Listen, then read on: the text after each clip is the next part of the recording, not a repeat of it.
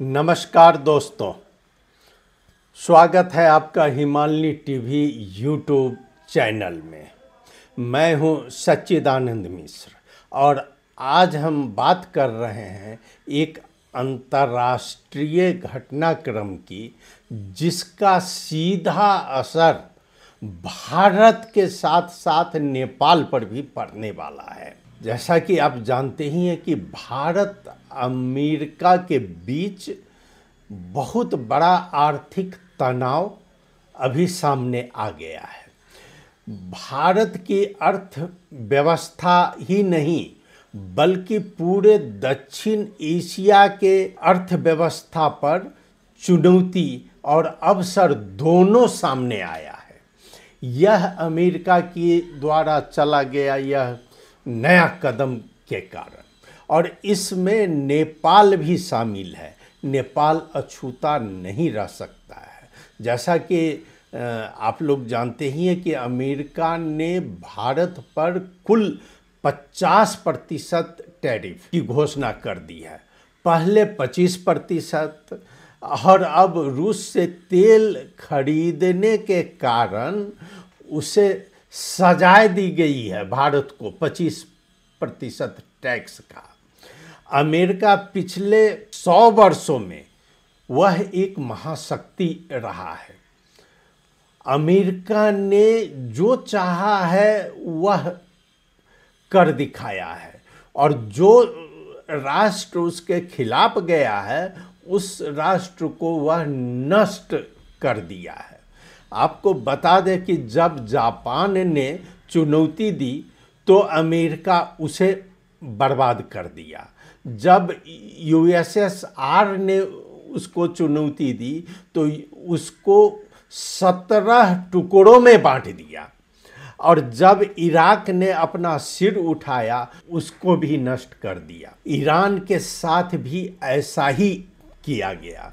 आजकल अब चीन है और चीन के बाद भारत है। मैं बता दूं आपको कि पिछले 100 सालों में अमेरिका के उद्योगपतियों ने दुनिया के टॉप 10 उद्योगपतियों पर अपना दबदबा कायम रखा है। 10 में से 8 और 9 सिर्फ अमेरिकी उद्योगपति हुआ करते थे और दूसरों का उसमें कोई गुंजाइश नहीं।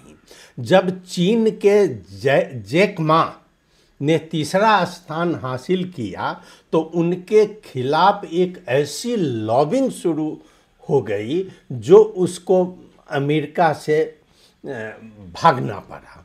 और जब भारत के अडानी और अंबानी जैसे भारतीय करोड़पतियों अपना उड़ान भरने लगे तो अमेरिका छटपटा गया और उनके पीछे पड़ गया। अमेरिका की ताकत उसका उद्योग है। वह तकनीक और व्यापार के बल पर पूरी दुनिया को नियंत्रित करता है। अगर कोई देश उद्योगपति उनसे मुकाबला करेगा तो उन्हें अगर चुनौती देगा तो उसे वो बर्बाद करने पर लग जाता है। पिछले 5 सालों में भारतीय उद्योगपति अडानी ऊंची उड़ान भर रहे थे। पिछले साल वो दुनिया के दूसरे सबसे बड़े उद्योगपति बन गए थे। अगर यही रफ्तार जारी रहती तो वो 24 में दुनिया के सबसे बड़े उद्योगपति बन जाते, लेकिन अमेरिका उनको बढ़ने नहीं दिया, उस पर भी कड़ी निगरानी रखने लगा। मैं बता दूं, आज मैं 1-2 विशेषज्ञ का भी ले रहा हूं, जिसमें मैं लखनऊ से प्रेमचंद्र सिंह, आज ही हमारे हिमालनी ऑनलाइन पर उनका आर्टिकल आया है। प्रेमचंद्र सिंह लिखते हैं, बेचैन अमेरिका, बदलती दुनिया। उन्होंने लिखा है कि राष्ट्रपति ट्रंप ने टैरिफ को एक शक्तिशाली हथियार की तरह इस्तेमाल करते हुए वैश्विक अर्थव्यवस्था में हलचल मचाने की पुरजोर कोशिश की है। इसी सिलसिले में राष्ट्रपति ट्रंप भारत के प्रति बहुत ही आक्रामक दिखते हैं, लेकिन उनकी हरकतों को उनके पाखंड के तौर पर व्याख्यायित होने का खतरा उत्पन्न होने लगा है। राष्ट्रपति ट्रंप द्वारा भारत पर लगाए गए दंडात्मक शुल्कों का असली कारण रूसी तेल का आयात कम करना नहीं है, बल्कि भारत पर एक तरफा व्यापार समझौता थोपकर अपने प्रभुत्व का इजहार करना है। प्रेमचंद्र सिंह बताते हैं कि अमेरिका भारत की कई उत्पादों पर करीब करीब पूर्णतया निर्भर है। मसलन उनमें से एक हवाई जहाज की ईंधन ATF के लिए अमेरिका की निर्भरता भारत पर सर्वविदित है और वह रूस से आयातित पेट्रोलियम क्रूड से निर्मित होती है।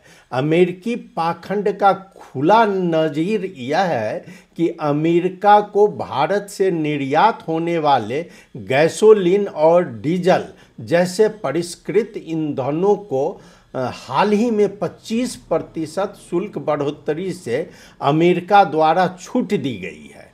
यानी एक और राष्ट्रपति ट्रंप यह कह रहे हैं कि वे भारत को रूसी तेल खरीदने के लिए सजा दे रहे हैं और वहीं दूसरी ओर उसी रूसी तेल से बने ईंधन की अमेरिका में निर्यात को बिना रोक टोक के चलने दे रहे हैं।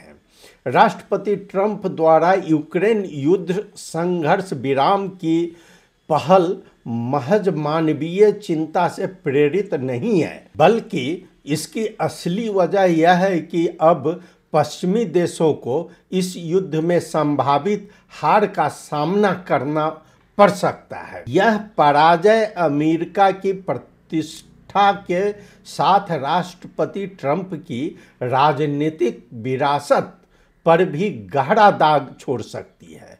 रूस की गर्मियों की आक्रामक सैन्य मुहिम की आहट के बीच राष्ट्रपति ट्रंप द्वारा राष्ट्रपति पुतिन से मुलाकात की कोशिश ठीक उसी समय जब उन्होंने भारत पर रूसी तेल को लेकर द्वितीय प्रतिबंध लगाए हैं। यह अब तक का सबसे स्पष्ट संकेत है कि राष्ट्रपति ट्रंप किस कदर घबराए हुए हैं और पश्चिम को हार से बचाने के लिए जल्दबाजी में कूटनीतिक दांव चल रहे हैं।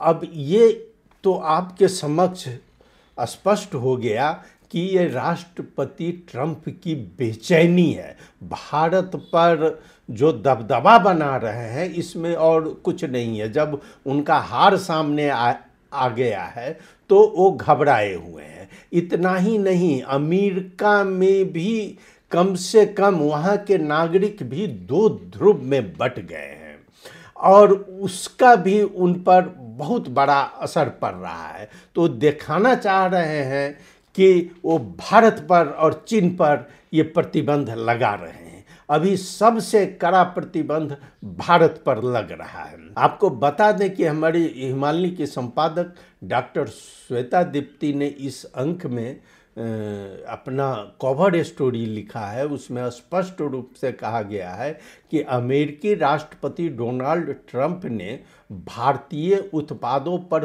25% टैरिफ लगाने की घोषणा की है।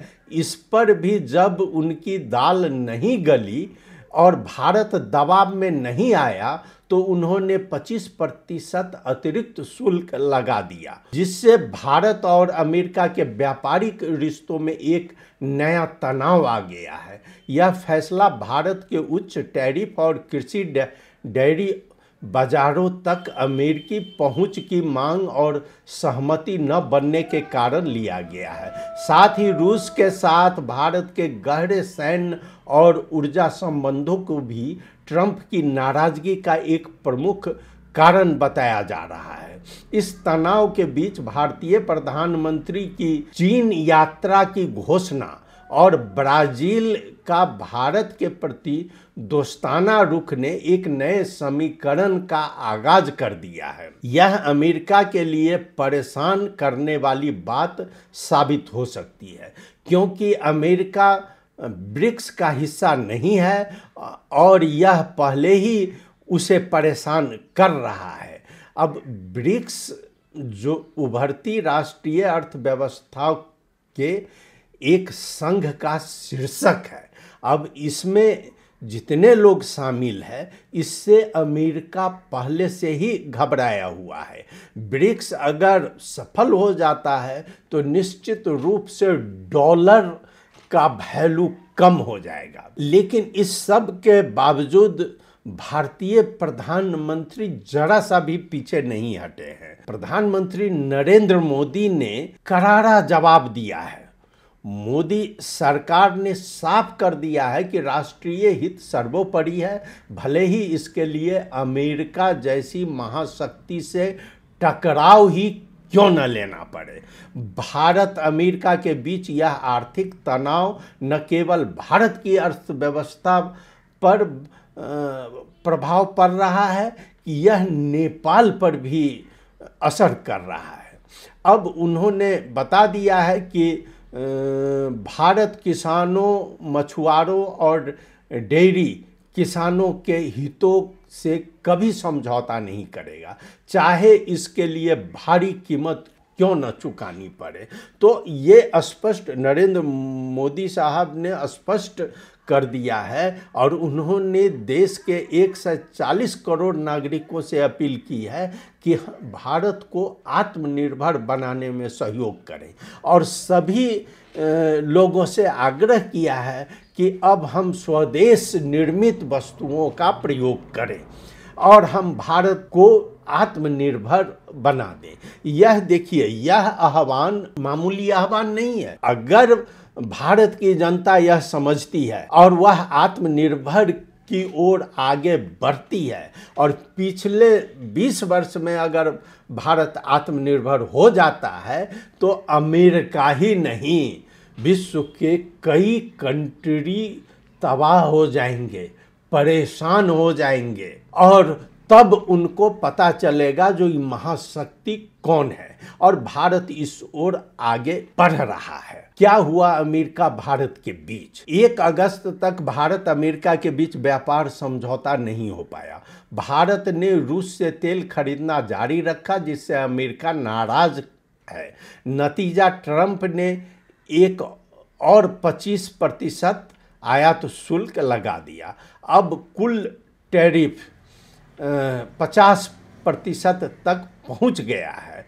अब देखना यह है कि 24 अगस्त को एक वार्ता हो सकती है, उसमें क्या हो रहा है। हालांकि ट्रंप का रुख अभी थोड़ा सा बौखलाया हुआ है। मोदी ने किसान से अपना स्पष्ट कर दिया है, किसान से साफ कह दिया है कि भारत अपने किसानों और ग्रामीण क्षेत्र के हितों को अमेरिका की धमकी के आगे नहीं झुकाएगा। यह बयान मोदी साहब ने MS स्वामीनाथन शताब्दी सम्मेलन में दिया है। अब सवाल ये उठता है कि क्या नेपाल इससे प्रभावित होगा? जी हाँ, और वो भी कई स्तरों पर नेपाल प्रभावित होगा। तो स्पष्ट है कि आर्थिक असर, पहले भारत से जो सामान नेपाल आता है उसमें कुछ कच्चा माल अमेरिका से आता है।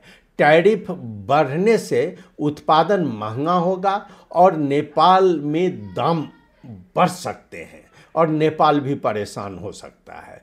पेट्रोलियम मूल्य, नेपाल IOC इंडियन ऑयल निगम के जरिए ईंधन खरीदता है। भारत की ऊर्जा नीति में बदलाव हुआ तो नेपाल को झटका लग सकता है।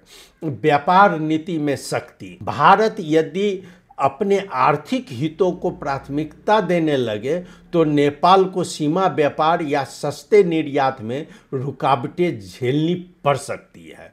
कूटनीतिक अवसर, नेपाल इस मौके पर खुद को कूटनीतिक रूप से तटस्थ रखकर भारत, अमेरिका और चीन तीनों के साथ संतुलन बना सकता है। अब इतना ही नहीं, नेपाल के सामने एक और रास्ता है कि भारत पर अगर टैरिफ बढ़ता है और नेपाल पर टैरिफ नहीं लगता है तो भारत से जैसे गारमेंट्स और कारपेट, इसके व्यापारी नेपाल आ सकते हैं और नेपाल से अमेरिका भेज सकते हैं।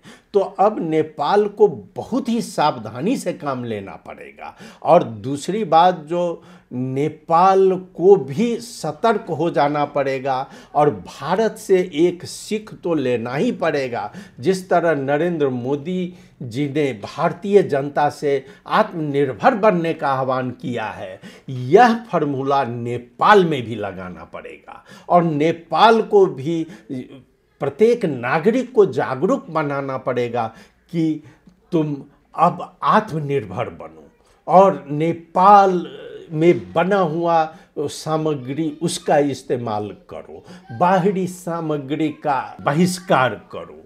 तो ये चीज़ नेपाल को सतर्कता अपनाते हुए तब आगे बढ़ना पड़ेगा। दोस्तों, भारत और अमेरिका के बीच ये टैरिफ युद्ध अब राजनीतिक, कूटनीति और अर्थव्यवस्था तीनों को प्रभावित कर रहा है। भारत के लिए एक किसान बनाम अमेरिका की लड़ाई बन गई है और नेपाल जैसे पड़ोसी देशों के लिए एक सावधानी से चलने का समय आ गया है। आपको क्या लगता है, क्या नेपाल को भारत के साथ खड़ा होना चाहिए या तटस्थ रहना चाहिए या अमेरिका के साथ जाना चाहिए?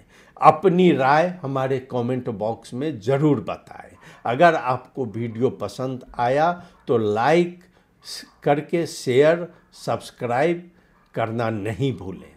चलिए अब मिलते हैं अगले विश्लेषण में। आपने सुना, बहुत बहुत धन्यवाद। नमस्कार।